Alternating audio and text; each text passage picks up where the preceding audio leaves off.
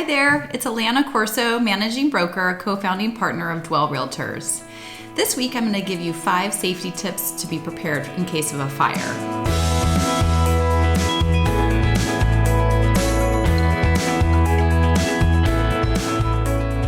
With wildfire season upon us, I thought it would be good to give you 5 tips to help prepare and in case disaster strikes at your home. So first and foremost, my first tip is to be prepared. Be prepared!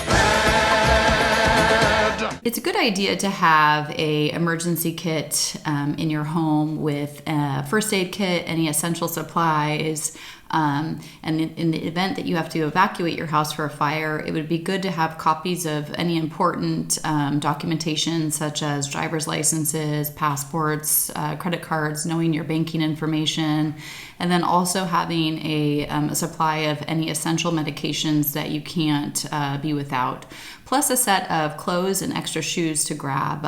Everything should be stored together, so in case you need to evacuate and grab everything, it's all handy and together.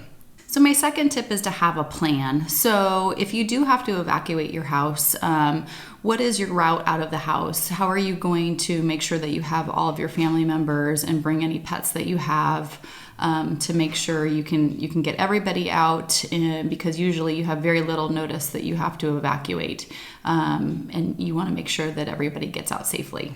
My third tip is to follow your local ordinances with regards to fire control.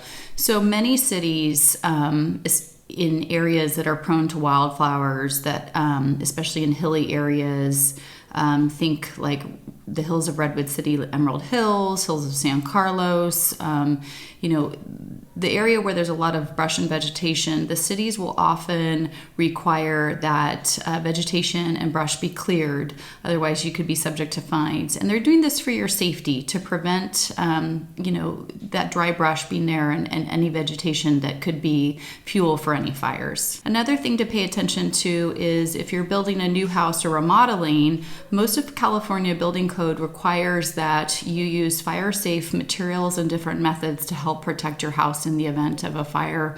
Many homes are now required, if they're over a certain square footage, to have fire sprinklers installed. And again, these are all things to help prepare and prevent fire and keep your home safe. My fourth tip is to check your insurance and do an audit with your insurance agent to make sure that you have adequate coverage should you need to rebuild your home and to replace all your stuff. Many people found in the catastrophic and tragic fires that we've had the past several years that they did not have adequate coverage to rebuild and replace all of the things in their home. So it's important to reach out to your insurance agent and do a check-in. My last tip is for people that are purchasing real estate in the Bay Area to be aware of what your fire hazard zone is. So this information is in your natural hazards disclosure report, and your real estate agent or me can help you find out what fire hazard zone the home is located in, because this can affect your insurability for the home. So many insurance companies are no longer taking homes into their portfolio of houses that are rated for high fire zone. And so it may take you a longer time to find an insurance company that will cover your property.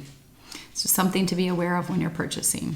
I hope these 5 tips help you. Hope no one ever has to deal with a catastrophic fire, but I hope this can help you be a little bit more prepared. Thank you, and I'll see you next week.